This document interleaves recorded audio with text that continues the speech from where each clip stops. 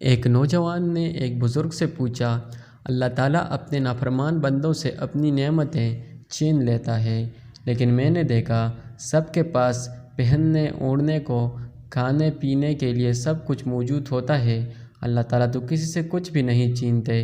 بزرگ مسکرائے اور پوچھا، کیا تمہاری نماز میں خشوع و خضوع ہے؟ نوجوان بولا، نہیں۔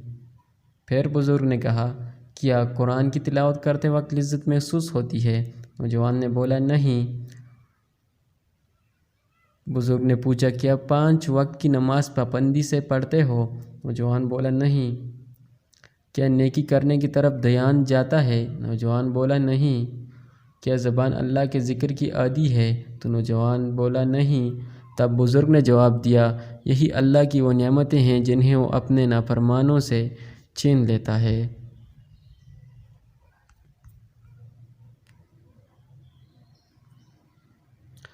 سلطان محمود غزنوی نے اپنے غلام ایاز کو ایک انگوٹھی دی اور کہا کہ اس پر ایک ایسا جملہ لکھو کہ میں اگر خوشی میں دیکھوں تو غمگین ہو جاؤں اور اگر غم میں دیکھوں تو خوش ہو جاؤں۔ تو غلام ایاز نے اس پر لکھا کہ یہ وقت بھی گزر جائے گا۔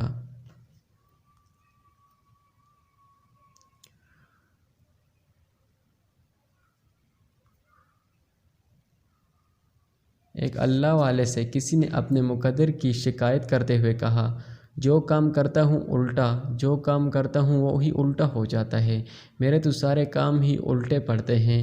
انہوں نے پوچھا، مہر دیکھی ہے؟ کہنے لگا، جی۔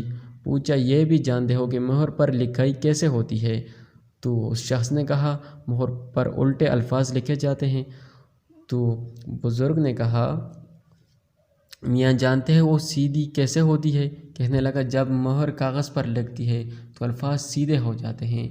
تو بزرگ نے فرمایا، جس طرح مہر اپنے ماتھا کاغذ پر ٹیکتی ہے تو اس کے الٹے الفاظ سیدھے ہو جاتے، اس طرح تو بھی وضو کر کے مسجد جا اور اپنے مالک کے حضور ماتھا ٹیک، سجدہ کر، تیرے بھی الٹے کام سیدھے ہو جائیں گے۔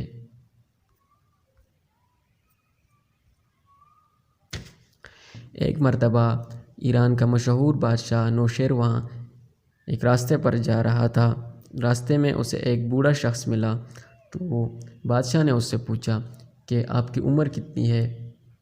تو بوڑھے نے کہا کہ میری عمر تو صرف 4 سال ہے۔ بادشاہ نے کہا کہ اس عمر میں بھی اتنا جھوٹ بول رہے ہو، تمہاری عمر تقریباً 80 سال ہوگی۔ تو بوڑھے نے جواب دیا، جی آپ کا اندازہ بالکل درست ہے، لیکن ان 80 سال میں سے 76 سال جو ہے وہ میں نے یوں ہی گزار دیے اپنے بال بچوں کی پیٹ پالنے کے لیے، لیکن پچھلے 4 سال سے یہ پتہ چلا ہے مجھے کہ ہم اس دنیا میں صرف اپنے ہی لیے نہیں آئے، اس لیے میری عمر صرف اور صرف 4 سال ہی ہے۔